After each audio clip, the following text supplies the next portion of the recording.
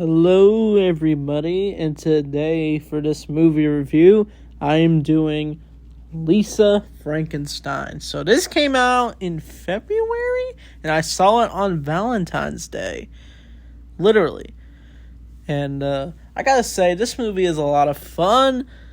It's PG-13, but it brings a lot of funness with like the story of Frankenstein, and it has a lot of Edward Scissorhand vibes. I did not see Edward Scissorhand when I originally saw this, but I saw Edward Scissorhand on Hulu, and that's what vibe I got from this movie. It's basically about a girl named Lisa who's obsessed with a gravestone of a person who died, and because she's obsessed with it, it eventually comes to life, and the two become a couple as Lisa starts to commit various killings to basically turn the man into basically a half human or something.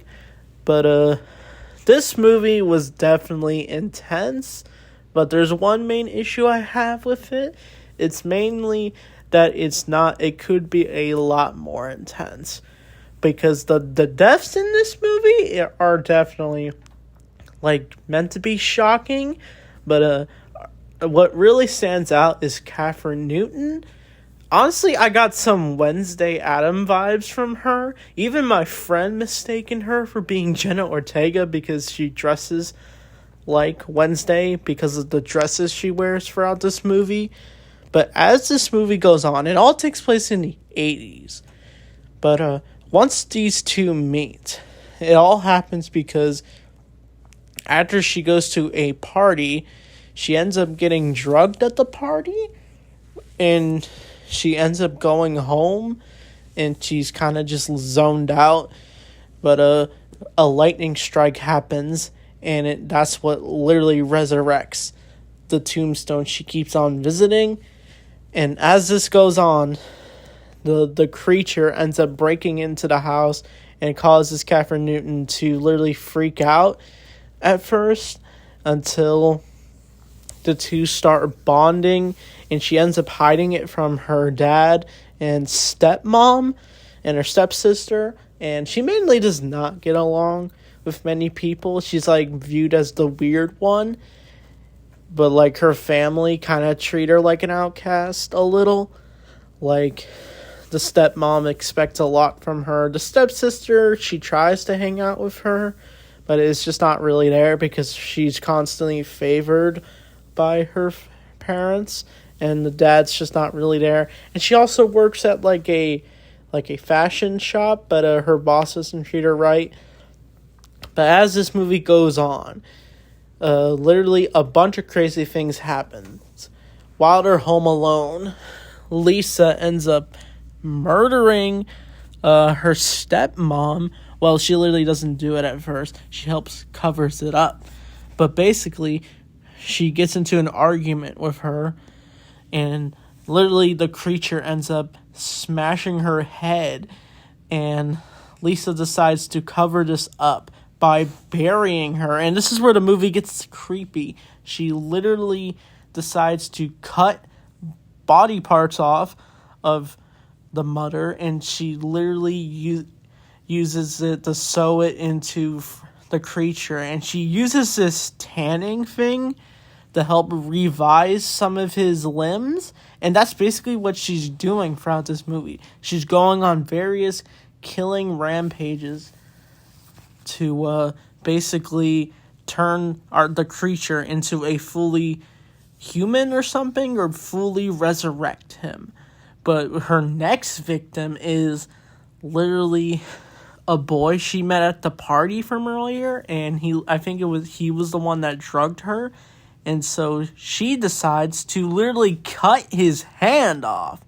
And the scene's actually really bloody, and literally Frankenstein literally throws the axe at him, and when he tries to escape, and I think they use the hand to literally like fuse it into him, and we get some scenes with Frankenstein on the piano. He ends up finding a talent with Kathryn Newton. The two end up singing and dancing. Well, the Frankenstein doesn't even talk in this movie. He just mumbles throughout the whole movie, and it's very engaging for the actor who played him in this movie. But Kathryn Newton ends up things end up catching up to her as she's investigated by various polices as they start having various sightings. But when things do take a turn, they get really bad, as the sister ends up dating the boy she wanted to date, and it pisses her off. And so what the creature does when he tags along with her, he literally grabs the axe and chops his penis off, his dick. And it's literally meant to be shocking. And the one issue I do have with this movie is I think this movie could have been a little more intense. Like, it's PG-13, but it honestly could have been rated R. Like, it honestly could have just been, like, more gruesome. Not like the Terrifier level, but, like, it could have been a different kind of horror comedy. Because this is a horror comedy. But overall, this movie is a lot of fun, in my opinion. But when Kathryn Newton ends up taking her sister back, trying to take her sister back home, a cop ends up finding them, and literally the Frankenstein ends up killing. So I thought he killed the cop, but he ends up throwing her in a pit. But when the town catches on to this, the two literally decide to have a final kiss. And literally, Kathryn Newton jumps into the tanning booth and puts it at full blast, and she ends up killing herself, committing suicide. But it's actually revealed that she ended up getting resurrected, and she's covered in toilet paper, and there's this one bench she likes to sit at in the movie, and the two end up kissing. And she even said earlier in the movie she didn't want to die a virgin, so the two, I guess it's up for interpretation if the two made out or not. But the movie ends, and that's Lisa Frankenstein. So, like I said, this movie was a lot of fun. I think this is just an easy movie to watch.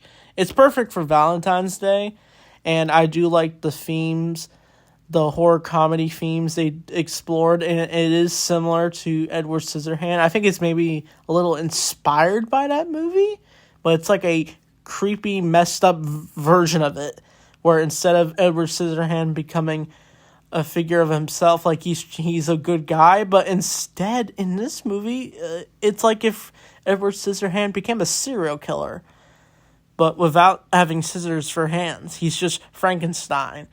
So I honestly only watched this movie because of Kathryn Newton. I think she's really pretty, and she's really great in a lot of movies. Ever since I saw Ant-Man 3, I wanted to check her out in more movies.